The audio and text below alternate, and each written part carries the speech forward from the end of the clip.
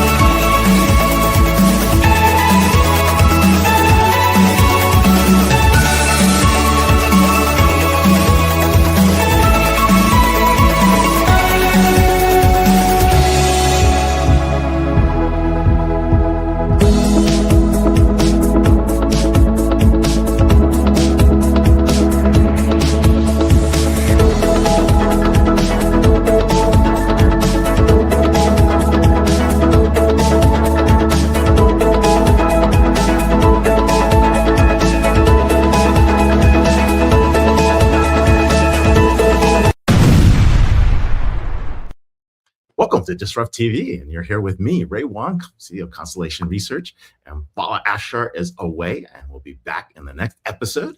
We're here on episode number 448, and guess who we have to kick it off today?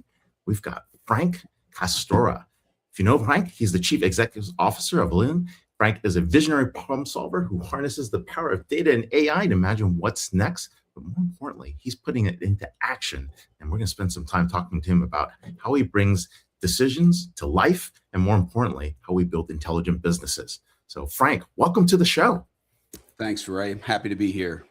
We're excited to have you. As you can imagine, the topic of the day is really about going from data to decisions, trying to figure out how we're getting there. And more importantly, I think there's a big picture that's out there. So let's really talk about this, right? We are in an era of autonomous agents. We are automating the discrete processes. We're getting to precision in the probabilistic. And the question is really, it's not how fast we automate, it's how quickly or how wisely we deploy human judgment. And so, I don't know, tell me, how much can we automate? What's going on with human judgment? Well, I certainly don't have a crystal ball. We can probably automate more than we can imagine today. But the trick here is, are we automating and differentiating? We all compete in the market. And if we're all using the same AI and we're all automating a similar problem, we're all going to come up with the same answer.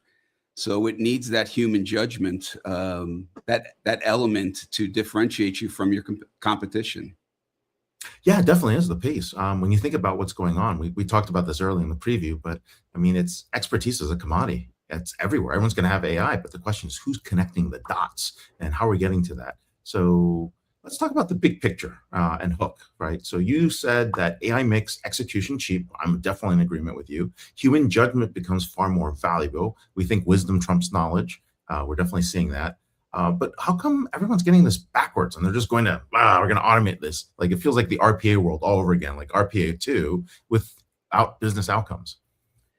Well, it's fairly simple. It's easy to measure an automated process. It's faster, it's cheaper. It's a little bit more challenging to measure your differentiation. I love to use analogies, but if you think about a chef using a recipe, we could have AI execute that recipe exactly the same way every time. Yeah. But if you ever watch a top chef, he's constantly tasting his creation. He knows the recipe. He's done it 1,000 times, but he's always tasting. He's always making sure that what he's creating it's meeting his vision. And if we just let AI run, we lose that. Is there more to it? I mean, can we actually do something else? I mean, besides just letting AI run? I mean, is this really about the feedback loops? It's about where we're headed in the future? I mean, do we actually have to do something different with that? It is. It's a little bit of both. If you think about it, if you think of AI as a technology, how much of your solution is a technological solution versus a change in how you operate or how you interact with humans and how you, again, differentiate yourself? I will repeat this differentiation over and over because at the end of the day, if you just wanted a meal that was created to the letter of the recipe, you could go and buy that at the grocery store. But if you want to have something that you've had before, but you want to have it done by a master, you go to the 3 Michelin star restaurant and you have a life-changing meal. No, those experiences are very, very different. So, but now we have a situation where the question is, can we actually trust the results of what we're seeing on AI? And of course, I mean, this is something easy to break, hard to rebuild. How do you see customers, I don't know, I mean, where do you see customers risking client trust in the rush to adopt AI?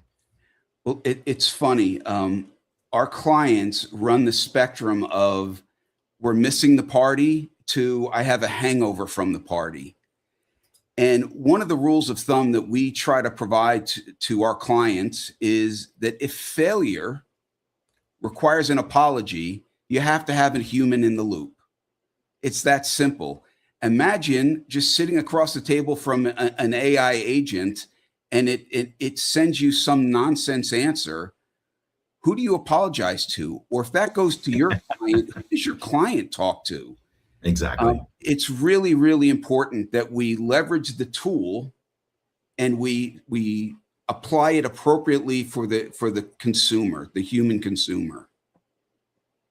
Yeah, this is interesting. The trust gap is picking up, and we're seeing that across the board. We're going to later talk to our friend Janet about this and in governance. But this is the shift that's in the marketplace. People are in a hurry. You're right. There's a spectrum of folks that miss the party. There's a spectrum of folks that are token maxed and POC'd out with no place to go. It is quite a wide range, especially among the larger enterprises that are out there. So big question, when do we figure out when we automate, augment, or do it by a human? So let's start here. In practical terms, how do you determine what parts of a workflow do you hand off to AI agents and which decisions you keep in the loop? And this is important because we're collapsing decision trees. And so Correct. Which decision trees get collapsed and when do you have a human? So how do you make those determinations? What's your approach? Well, we like to simplify the problems down. We like to break it into segments because there are things that AI does incredibly well. And you can leverage that power to sort of create the foundation, right? It creates the foundation of the house. You still need the carpenter to come in and swing the hammer and frame that house for you. So I think there's a place for AI. And by the way, as we know, AI is changing every single day. So tomorrow, the answer might be a bit different. But today, I think we can leverage AI to sort our data, to provide that framework, that initial point of view. But it really takes that human to go in there and sanity check. Is this what we want? Is this what we expected? Is this what our client is going to pay for? Is this differentiated? Another analogy I use is, if you think about the history of music, some of the greatest music in the world was created by accident.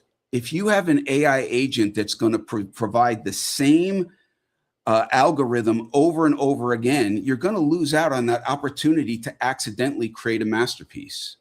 Do you engineer for serendipity? Is that kind of how you set this up?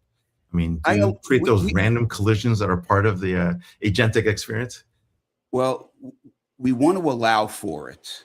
We want to ensure that that opportunity for that very differentiated solution versus what AI can do at times is create the average solution. It's going to consolidate tons of information. It's going to sort through that information. It's going to find that mainstream answer. And it can be both an echo chamber and a self-reinforcing cycle. And it can convince you that the right answer is the median. What we want to allow is for other options, for the creativity to come into the equation, and for that serendipitous opportunity to reach the surface. And you also talk about the value of disagreement as well.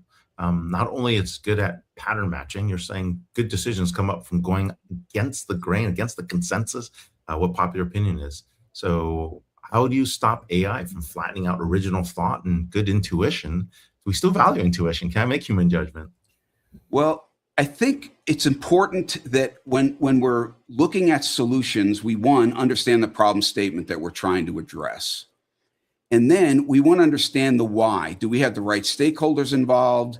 Do we understand the range of parameters that are deemed acceptable? Do the people that are involved understand the context? Simon Sinek uses find the why, right? Do we understand that why? I think that helps allow for your words, the serendipity to stay relevant.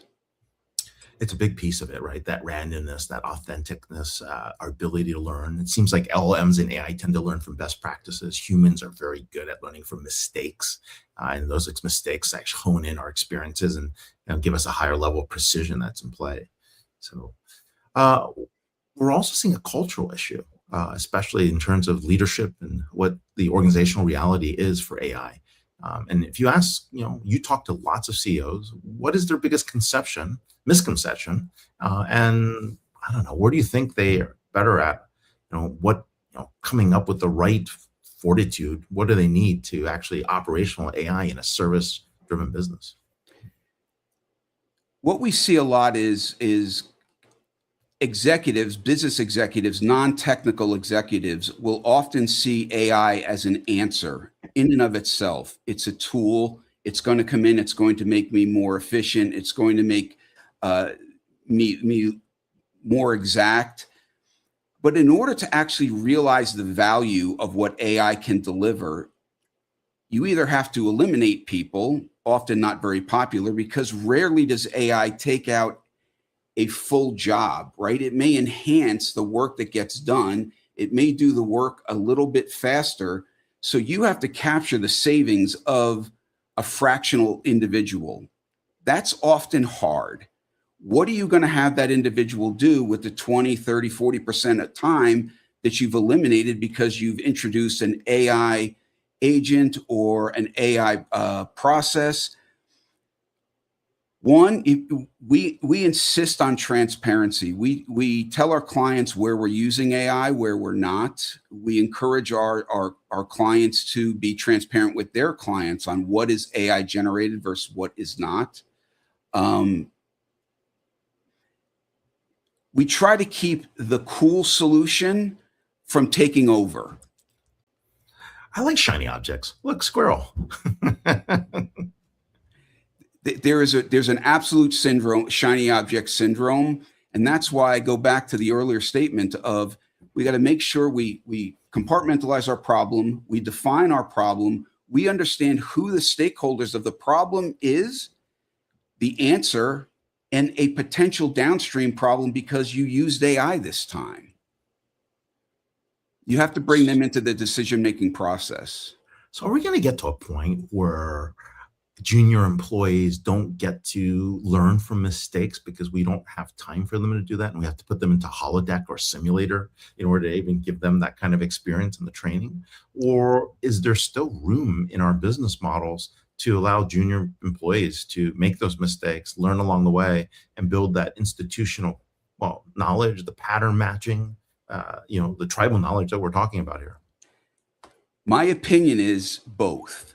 I think the junior level, the entry level work, the grunt work is going to evolve. I think a lot of it can be done with AI, maybe faster, quicker.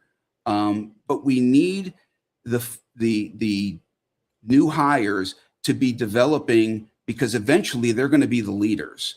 And if they miss that foundation, we're all going to be in trouble. So that craft, that guild, the ability to actually, walk someone through a problem, the methodology, that's all going away. Having something to say and earning the right to say it, I think, is very important. Relying on AI it's risky. And if you get challenged and your answer is, well, that's what AI told me, that's not going to fly. Your career is going to hit a speed bump at that moment. So the new entrants, they need to understand the context. They need to really understand the problem. They themselves need to ask questions. There can be no blind acceptance. Well, there's a lot of slop, and you got to be able to get rid of it and tell what's right, what's wrong. We may raise the average, but it doesn't mean we still can't differentiate, is what you're saying here.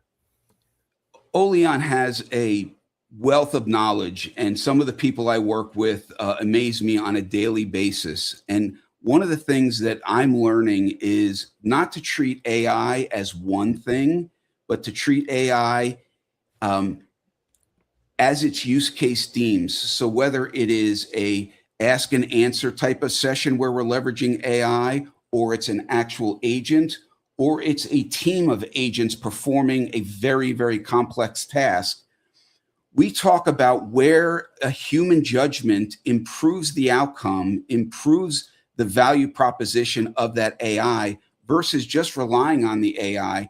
We've all gotten an email that we can tell has been written by AI. It doesn't get our attention. I'm missing out on the Nigerian princes back in the good old days. But this is actually an inevitable evolution that we're having at the moment. And this shift to agentic does change the way we view how we deploy technology and how we value that. We're now moving to an outcome-based model. And it's actually very different. I was joking with someone that, this is no longer about number of seats. This is no longer about vanity metrics. You have to have something tied back to finance or an action in order to be something that's a non-vanity metric. So when they buy this, right, how's the conversation change, knowing that there's going to be a lot of AI behind the scenes? Are customers okay with it? Do they mind the black box? Are they going to demand that everything is left in an open model that everyone can see? I think it's all of those, and it's case dependent. If you're providing a solution to a client, if it's an AI generated solution, they're not going to want to pay very much for that. It's not a great business, right? If you can do it in AI, they can probably do it themselves. So we're constantly questioning that business model. So we're very transparent with the clients and say, here's where we're using AI, here's where we're not, here's where our human judgment is coming in and finally crafting that carbonara so that we have the right mix of guanciale and Parmesan cheese. And I think they'll pay for that. And I think there's a business there. I think if it's just out of the box, dump it in the water and serve it on a plate, I don't know that there's much of a business there. I was hoping for some bucatini with, cracked pepper, cheese. There you go. We're in on the food analogies. So, all right. So we've seen a lot of token maxing, people running around where they're like doing a lot of stuff in AI, all the co-pilots that are in place. How do you focus people on the business outcomes rather than shiny object, the tech novelty, trying to just get a POC up and running just to get people's attention for the potential of what might happen? Well, I want to start out first by saying you have to be careful you don't dampen enthusiasm and the creativity of the people that are using these amazing tools to create new and wonderful things. The token maxing and all of the other undesirable side effects of this tool, first you need visibility. You need to understand what's out there, what's being used. Are they within the parameters of your use policies? Are they keeping the data protected? Is it staying within the four walls? If the AI companies are having trouble keeping their models inside their walls, can you imagine as it gets out into the field and there's a blurry line between the work that you're doing in the office and the work that you're doing at home? You've got to have awareness. You got to have some degree of control. And I think our next guest is going to talk a little bit about governance there. And I won't take any of her thunder away.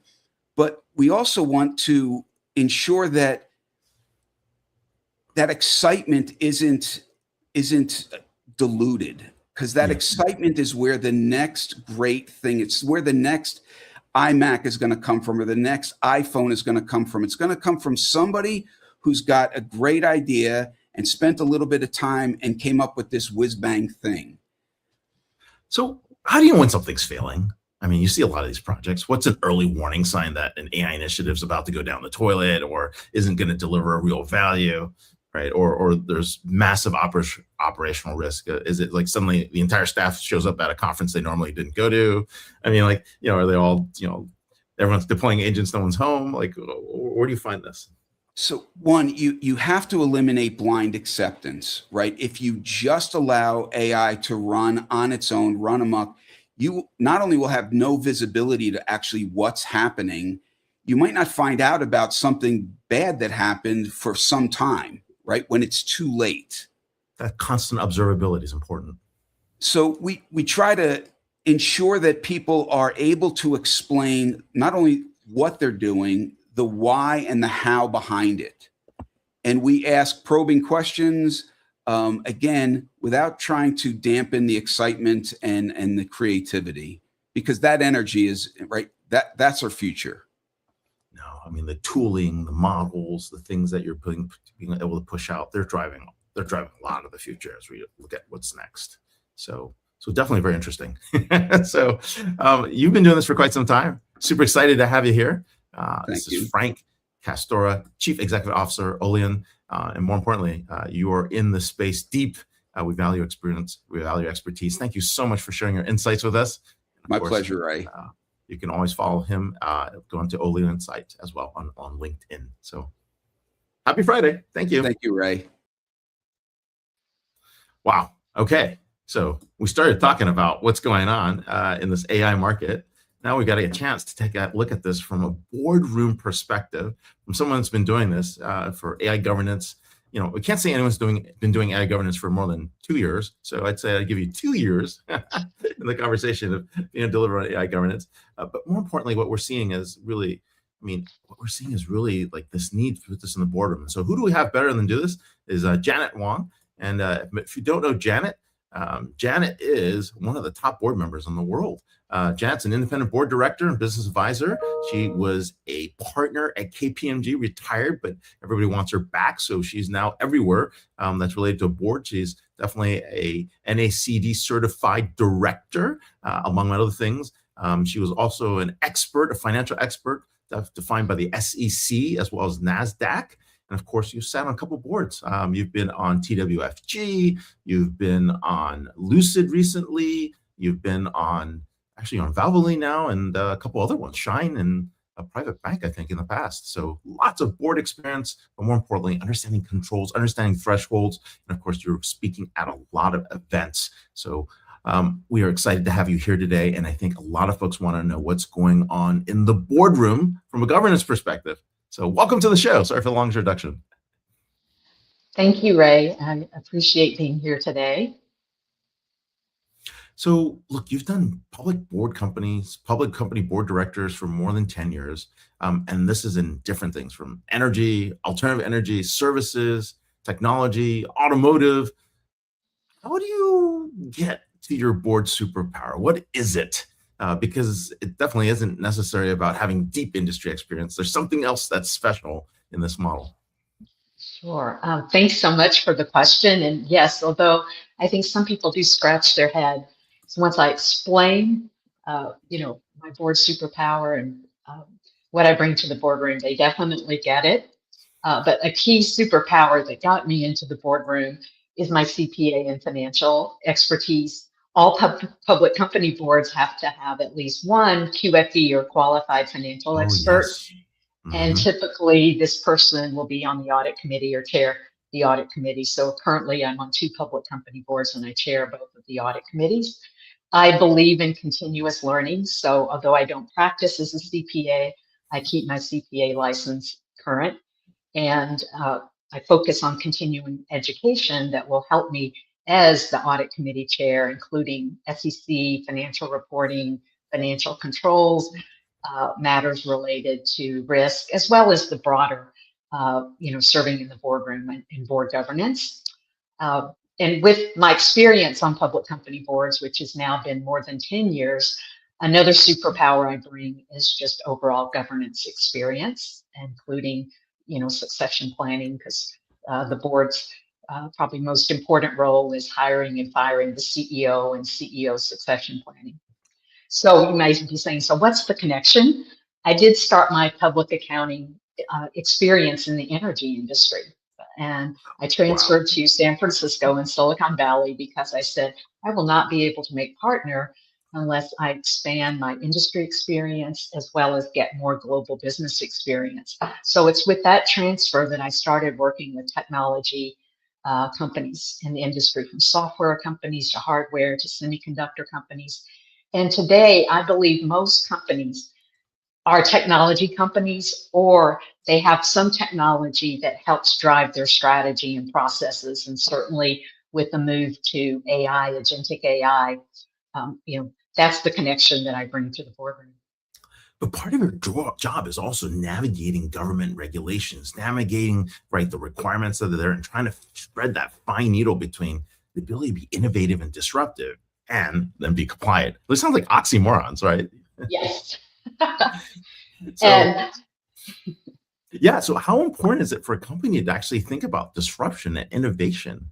I mean, what's the board's role in driving that? Because we often wonder, are there enough members of the board that understand that shift, the business model shift, the technology shift, the cultural shift that's happening?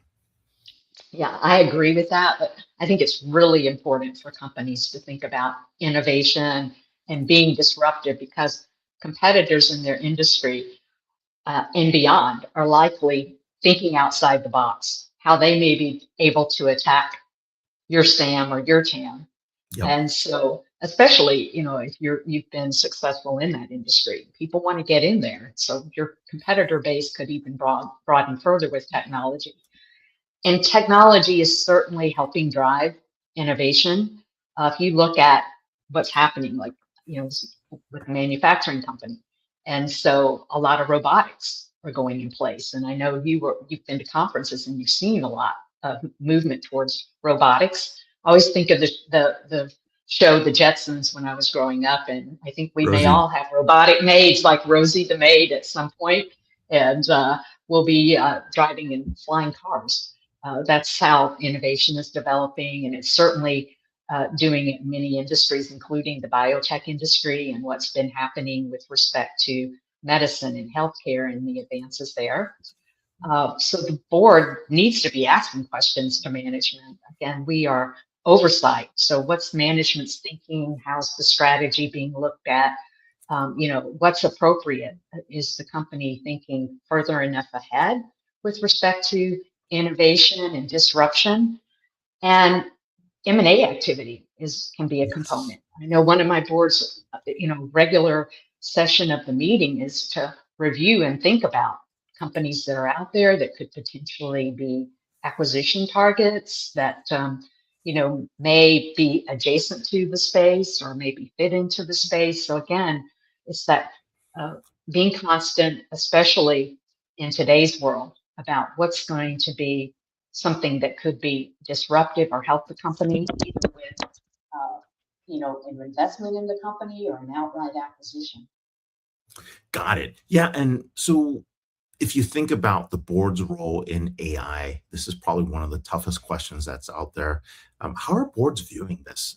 You recently was at our event where we had 120 public CEOs and board of directors, all the buzz. The CEO suddenly all decided that they were the chief AI officer. The board members are now trying to figure out triggers, escalations, control paths that are there. What's working in AI board governance? Yeah, that's a great question. Uh, and as you mentioned earlier about, okay, AI, especially board governance, has probably only been happening over the last couple of years in the mainstream. And I recall it's not even been quite 2 years ago, I was at a board forum in Washington, D.C., and Mary Jo White, the former SEC chair, spoke on a panel. And she was asked about AI in the board's role. And I still remember how she responded that AI may not be of your generation, but as the board director, you can't not know AI. That's how she framed it, because you don't have to be an expert, but in your role as a director, it's your responsibility to provide oversight and be able Yes. to ask appropriate questions, to determine, what's the company doing. Those are all very important things. And we recently put out an AI board governance paper. But Janet, real quick, if you can check on your mic to see if it's dropped or if it's somewhere else, while you're doing that, I'll talk a little bit about where we're going with AI board and governance. It's a very important thing. We're definitely seeing that across the board. AI board governance is one of the top issues in almost every single conversation. Every one of the Fortune 500 CEOs we know is looking at how that's going to be implemented and delivered. I know you're at the top of those conversations. I'll bring you back in. And as you know, like this is not easy to do, not easy to implement, because you got to get the other board members to jump in and also be prepared and say, we've got to jump into this and we've got to be up to speed. How do you do that, especially in a public board? Right. I think you talk about it, and certainly it's evolved from, 2 years ago to today. Most every board forum and discussion, AI is somewhere on that agenda, which is helpful. And then there's the show of hands, and the show of hands of directors that are actually using AI, because I don't think you can understand it unless you're actually using it. So that has increased a lot. And so I think board directors, you don't have to be a technology expert to be on the board, but you have to have a conversational knowledge, a working knowledge of AI, especially agentic AI. Some directors are in creating their own agents. But, as a board, that is all evolving as well as to how much to use agentic AI in the boardroom.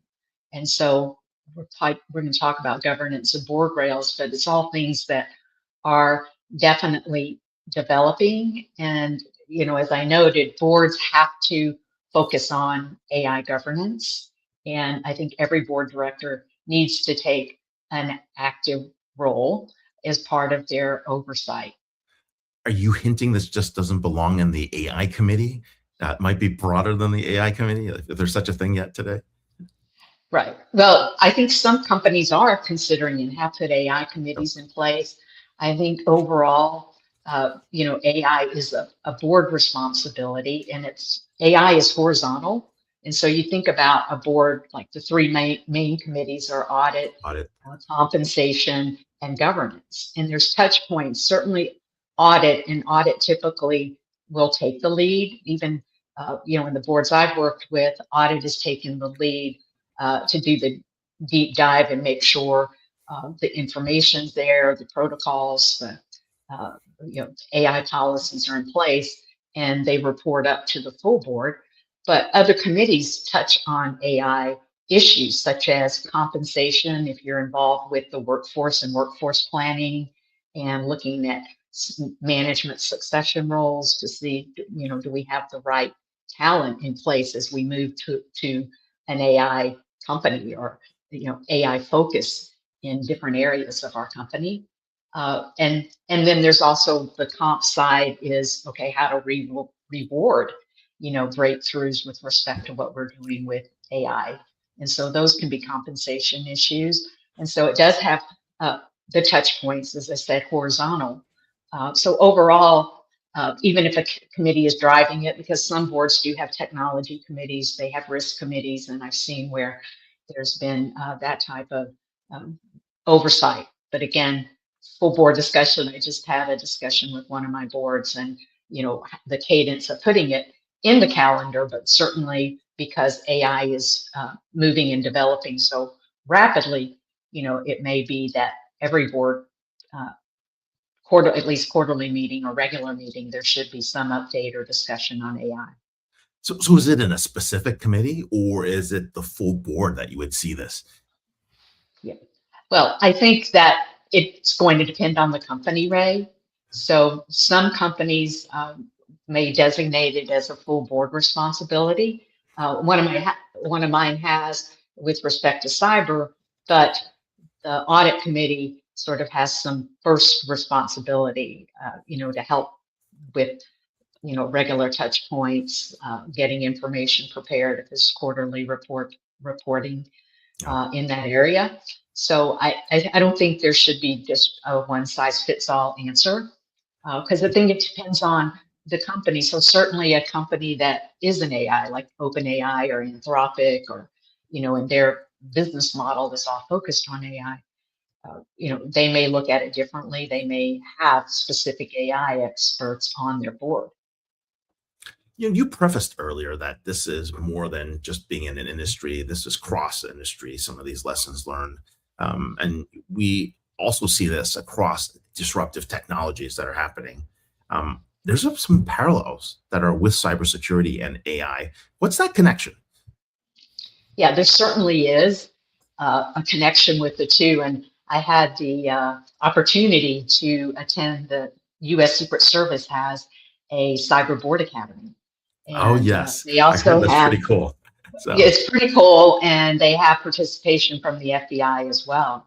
And so, even in sort of, their example and in cases and so forth, there's that intersection with cyber and AI, because certainly with AI and agentic AI, it's given threat actors kind of even more, I guess, in their arsenal in attacking companies. And so there's definitely that particular connection. But I also think with AI, especially with agentic AI, there's ways for companies to have more tools to help with respect to cyber protections, because AI tools can be used to help monitor access to systems, control access, help with hygiene, with respect to, people come on board into a company, they leave, has their access been cut off to systems? Or, companies especially that have a lot of people in their workforce, not everyone needs to have access to every system. So AI can help with managing that as well. And as you may know, the SEC put in rules in place a few years back with respect to cybersecurity, where companies have to disclose their governance policies and so forth. And they're also considering similar rules for AI as well. And so again, that helps with the governance piece. I mean, this is as with every disruptive technology that we have this kind of shift, right? Trying to figure out how to react more quickly to the cycles. We're seeing cycle compression everywhere, where people are actually able to do more repetitive processes or more journeys or more experiences in the same amount of time. So yes, so we're seeing that we're seeing that as well. Okay, best practices. We got a few minutes for AI board governance. Any lessons learned that other board members should take to heart, given all your successes and failures in the space, as you would imagine? Yeah, well, certainly work with management of the company. Right now, I feel that AI governance, companies need to self-govern, because there's not a lot of formal regulations and guidance. I think those are coming. The EU certainly has. Do we want that, or do we not want that? I don't know. There is that debate. So, but I believe that you have to have some guardrails in place. What's the minimum level of guardrails is a great question, and it's going to change by country, right? Could change by locality. So I think it's going to change, and again, by I think companies want protections. Like all my companies have a written AI policy as to who can use it, where it should be used. Basics such as, don't be using agentic AI tools on non-company devices. Like, don't be loading information into your personal phone of company data. I love I driving mean, on my that tax would be service. basic. I love driving up my tax service. Actually, Yeah. do you know my solution for cybercrime and cyber attacks? Stop buying the insurance, because all the ransoms are up to the insurance level. I mean, it's basically the policy amount. Like, they already know how much like your insurance policy is. Well, this is true, and this is why they want it all in crypto, so it can't be traceable.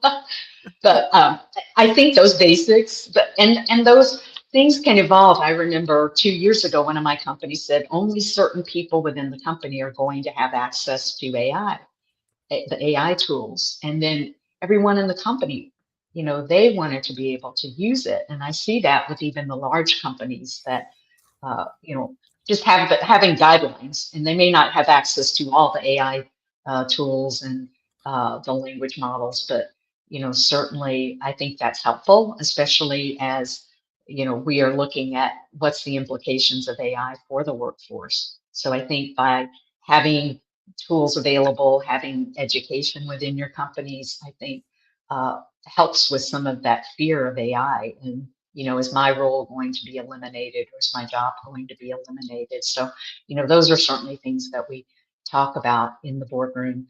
I mentioned like AI steering committee. I think that's helpful, and that's within key people in management. And you want to have somebody from legal. It doesn't have to be the general counsel. It could be the chief compliance It's officer. extremely important to have someone from legal. Yeah. Finance, because as we know right now, these projects, you want to have a budget and understand what the ROI is, because tokens are not inexpensive.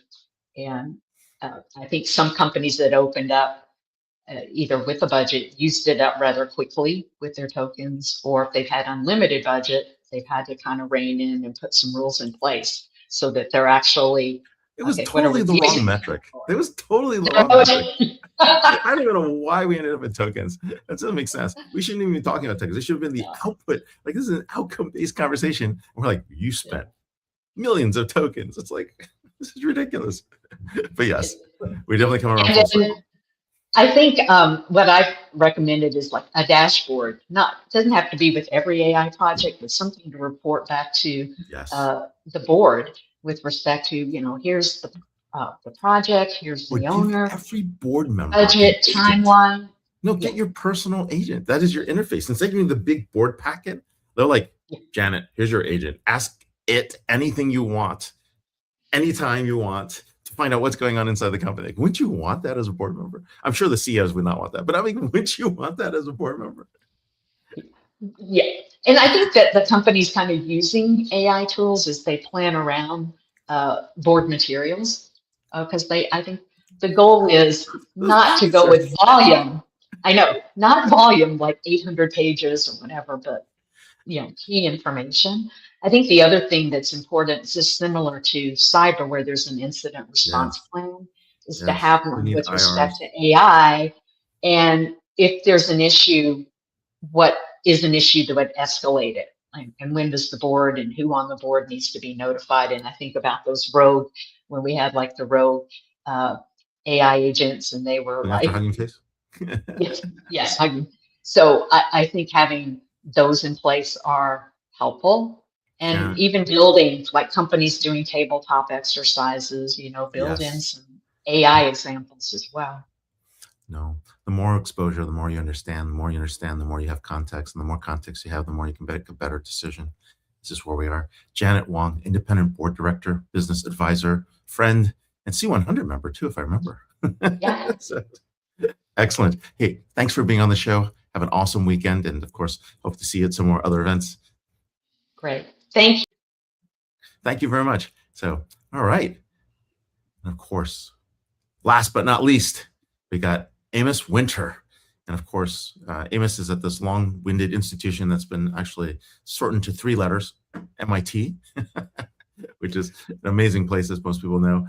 You are the Germanshausen Professor of Mechanical Engineer Nearing, director of the K. Lisa Yang Global Engineering and Research, which is known as GEAR, if you're local, you know that, center at MIT. So you're basically focusing on mechanical design, product design, high performance, low cost technologies for resource constrained communities, which soon is going to be including our government in terms of getting stuff out that's actually super efficient. You've been a pioneer trying to figure out how to bring all these different attributes into market from concept to commercialization, something very exciting. And so, of course, you've now written a book. You've co-written a book called Global by Design, How to Create Innovations that Scale, Travel, and Transform. I think it's going to be something very powerful because it's beyond just the digital world, it includes the physical world. And of course, it's published by HBR Press. And we get a chance to get into your head with some insights. You've got numerous awards, but the one I love is the MIT Technology Review's 35 Innovators Under 35, known as TR35 for those who are in the know. And congratulations. So, hey, thanks for coming here and thanks for being on the show. My pleasure, Ray. Good to be here with you. And I'm excited about being the follow-on from the last two guests because AI in my world is very interesting. And I'm not sure if you want to go in that direction too. Oh, I definitely want to go in that direction. And I think the important piece, that we want to figure out is how do we get there, right? How do we make this all work, right? I mean, Yeah. I don't think people fully understand that we are like in some places 10x, 100x more expensive than the rest of the world. I'm talking about the US, right? And so an innovation that takes us the effort to get there is something that could be done like 1/10 the cost, 1/100 the cost in another part of the world. And that's why sometimes we fail in those markets. So what do you mean when you say a product is global by design? Let's just start at that basic level. Sure. So the book title has two meanings to it. So if you can design great products that resonate with users everywhere, that have a certain core value that everybody likes, that's the biggest grand slam. And so things like Coca-Cola and the iPhone, the Honda Super Cub motorcycle, they all tick that box. And it's because they appeal to users globally. And so it's really difficult to do that, particularly when you're, say, a designer in the US and you're trying to design for a very different demographic, maybe a mother of 5 in Kenya. Yeah, I don't know what her life is, but ideally I have to see the world through her eyes. And so if you approach this process very diligently by design, you can hopefully be much, much more successful. So the title of the book is both trying to create those globally relevant products, but also introduce a process to do so you can create the high performance, low cost products that people enjoy really everywhere.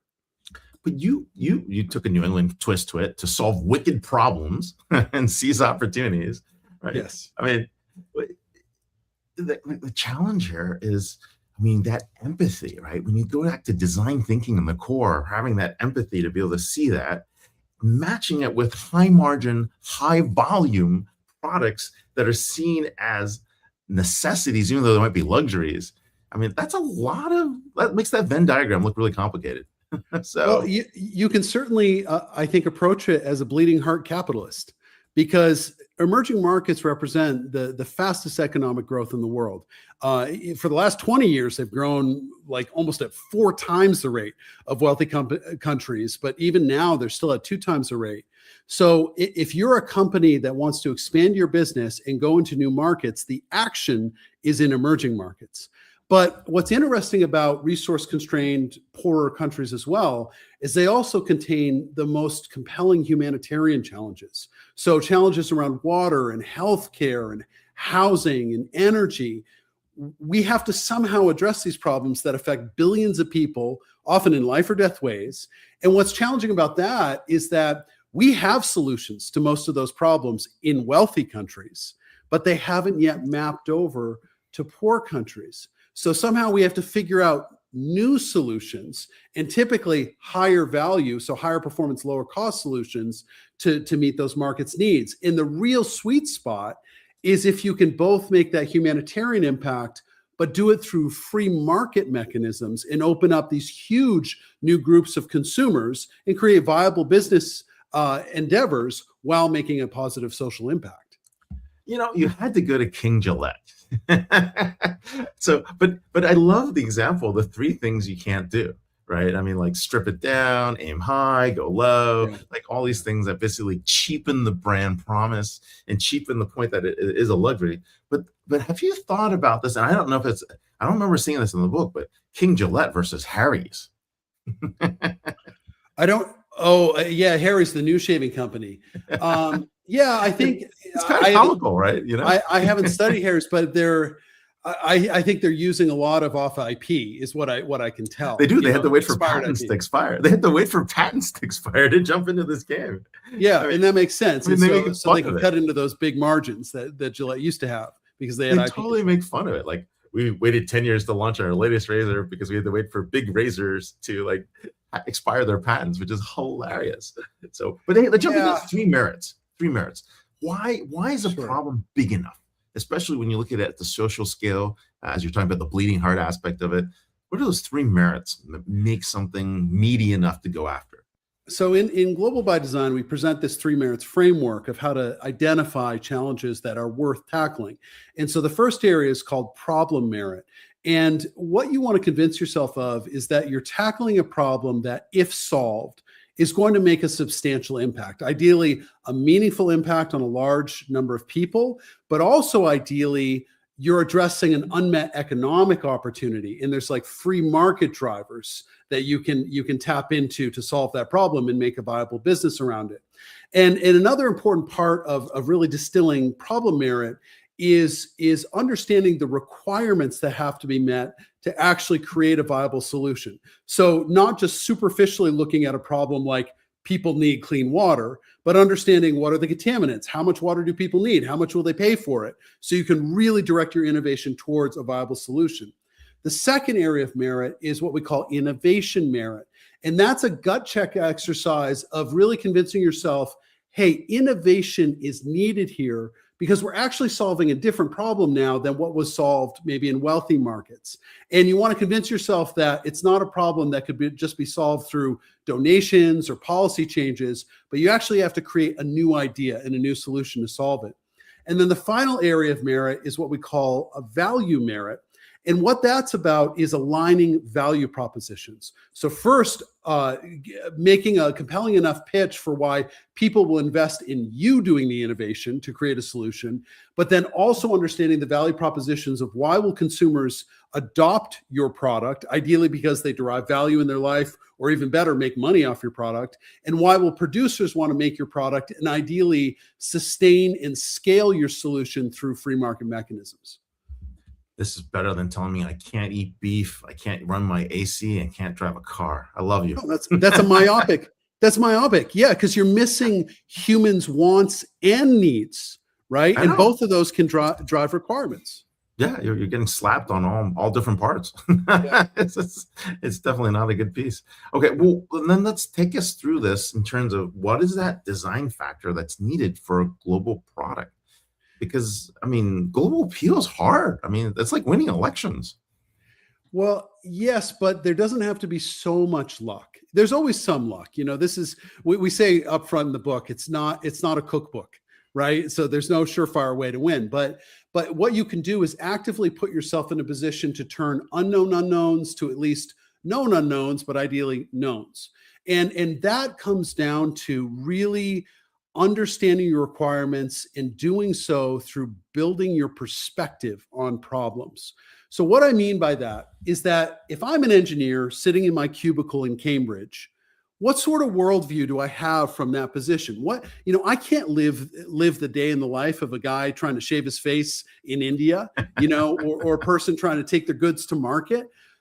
Those stakeholders have a unique perspective on the constraints and requirements in their life that are going to drive the creation of a successful solution. So I'd say that one of the biggest teachings in the book is actively trying to grow your perspective as an innovator. And what I say in all my classes that I teach is the most powerful design tool a designer has is perspective. Because if you can broaden your perspective, you can see the world from different vantage points, and you're more likely to spot a comprehensive set of requirements. And designs only fail if requirements are not met. So if you can see the requirements, you put yourself in a necessity is the mother of invention situation, and you're going to satisfy them. All right, walk through the Honda Super Club example. I got a 124cc bike. Why is it so hot? Like, I mean, come on, what's going on with this thing? So the Honda Super Cub is a really anchoring example we use in the book because it is one of the great global products ever designed. And so if we go back in time and think about Japan right after World War II, it was a re-emerging market. The roads were rough. People had constrained resources. And Honda spotted an opportunity for an improved vehicle for delivery men. And the big insights were, ideally, it could be used with one hand. You just drive it with one hand so you can use the other hand to hold cargo. They realized— And hold a cell phone today. Yeah, I know. If you go to places like Vietnam, you'll see that a lot. They realized it needed big wheels to go on rough roads. They realized a higher power engine would be valuable because you could go faster, and they realized it had to be cheap. And so they designed this beautiful motorcycle that instead of using welded together tubes for the frame, it has just stamped sheet metal. It uses a single piece of plastic for the fairing. It uses one-hand control, as I said. It had about 4 times more power than other engines of the same size, and it had big wheels. So it sold really well, certainly in Japan. But what was brilliant is they also realized how to make it valuable across markets. So one of the insights was, instead of straddling the motorcycle, it had a pass-through for your legs, so you could sit on it with your legs together. That opened up a whole new market of women in markets where it may be unacceptable for them to straddle a motorcycle. They also understood the culture at the time, where motorcycle riders were viewed as ruffians and like grease monkeys. You wouldn't want your daughter to date them. And instead, they realized with their reliable motorcycle that you don't have to work on, that was also very aesthetically pleasing, that they could cater to a wealthier, more cultured demographic. And they had the most brilliant ad campaign where they said, "You meet the nicest people on a Honda." And they showed this preppy college couple riding along. And that opened a whole other huge demographic of people who wouldn't have typically bought motorcycles. So because of all this value in there, from an engineering perspective, in terms of functionality, in terms of a usability perspective for a wider population, low price, and then this aspirational dynamic they created, it sold everywhere. And it's the highest selling vehicle in history with over 100 million units sold to date. 150 miles per gallon. I mean, that is like wild. I mean, especially given like how gas and oil is short in Asia Pacific, right? And that one-handed centrifugal clutch, that was it. That was the thing. Yeah. I mean, that's Have you ridden one? That thing. Yeah. I mean, when we were kids. So they're they awesome. were very popular in Asia. So you see that everywhere. So, okay. So what have you personally been involved in on the design process? You're a mechanical engineer. You love to go in there and go deep. Certainly. I mean, what were you involved with that solved an emerging market core problem? So another case study that's in the book is about some irrigation technology that we've developed in my research group at MIT. And so the story there is that irrigation is the biggest user of water in the world. About 70% of water is used for agriculture. Agriculture is also the biggest employer in the world. So this matters to a lot of people. And so particularly in water-stressed parts of the world, they're trying to cut water use. And drip irrigation is a wonderful way to do that, because you just drip out the exact amount of water the plants need, so you minimize water loss to evaporation or drainage. And if you want to go after really big markets, particularly in low resource settings, you have to think about energy as well, because many of these farmers have either intermittent or no access to the electrical grid. And there's a large push in the global ag community, particularly in resource-constrained countries, for solar-powered irrigation. And so as we looked at this market, we tried to identify what's one of the Achilles heels that's preventing this large-scale adoption of drip irrigation into more resource-constrained farms. And it turned out to be pumping power, right? The energy and power required to move the water through the system. They can't move water easily. Yeah, and that pumping power requirement comes down to the drip emitters, the little devices within the tubes that regulate how much water goes out to the plants, because there's a big pressure drop over them. And so we realized if we could cut that pressure drop, we could cut the power and then cut the cost. So my group ended up inventing these new drip emitters that cut pumping power in half. So if you're an on-grid farmer, that can cut your energy bill upwards of about 50%. If you're off-grid, that cuts the cost of a solar-powered irrigation system by around 40%. But with that core value, which was our theory for how to design better drippers, we were also able to make more appealing drippers to the American market. So we worked with our commercial partner, Toro, to understand that for American consumers, they wanted emitters that clogged less easily. So we were able to design ones with bigger flow channels that could pass bigger particles. And then also for Toro, they wanted smaller emitters that required less plastic to produce, so they were cheaper, but also so you could fit more in a box and ship them around the world to be put into tubes and then made into final products. So we were able to cut 58% of the plastic out of these emitters too, to dramatically lower the cost. So with that same core value, which was our theory, we were able to create innovations that were disruptive across the global market and added value to multiple markets around the world to make it a product that's truly global by design. You're giving away secrets inside the Gear Center. I mean, you have home use desalination, you got village scale desalination, you got prosthetic legs, feet, hydrogen going on with small farm mechanization. Like, what other stuff is in the labs that you can kind of give us a sneak peek into? We're not giving away secrets. We're sharing the love, Ray. That's what this book's about. And it's trying to share an approach of how you can really diligently understand your requirements, then bring together those market insights with deep technical insights. And all the innovations you just named came about because we understood the market and we understood the physics, and we understood we had to create something different than what's available in the US and Europe. And then we also work with partners all around the world to broaden our perspective constantly. So we're innovating towards real world impact that's going to be tractable and deployable in the real world. This is really interesting. We have a conference with 150 public CEOs and board of directors, and they're all looking for this ability to innovate. Long time back, one of my colleagues at Forrester when I was there was a guy named Navi Raju. He talked about Jagat. Yeah, you talk about Jagat innovation in India, how they do that. I feel like I'm getting this plus a little bit. If you know a guy named Chris Lockhead, he was on our show last week. He's the godfather of category design. I think we should sit the three of you in a room together. I think we get some amazing innovations, do it over some adult beverages, and actually have some fun. I'd be happy to. And one distinction, so Jagad really kind of means like MacGyvering, like hacking together. We are not MacGyvering. That is the by design part. We are employing MIT level design and innovation and engineering to solve these new problems. And an important nuance here is that we are constantly, because we're doing that due diligence about getting perspective and requirements, we're constantly realizing we're actually solving a little bit different problem than what was solved in the US or Europe, even though the theme might be similar about like water or energy or irrigation. And so when you see those new requirements, and typically I'm in the standpoint of somehow I have to deliver similar performance as what you get in the US and Europe, but at a tenth the price or half the price, that then forces you to think down different avenues than of what have been explored before and come up with new solutions. And if you're successful, you can actually create such high value solutions and such low cost solutions, you can bring them back to wealthy markets and disrupt them. I appreciate that distinction because not only is it a cost advantage, it's an innovation advantage that's in there that you guys are doing by design.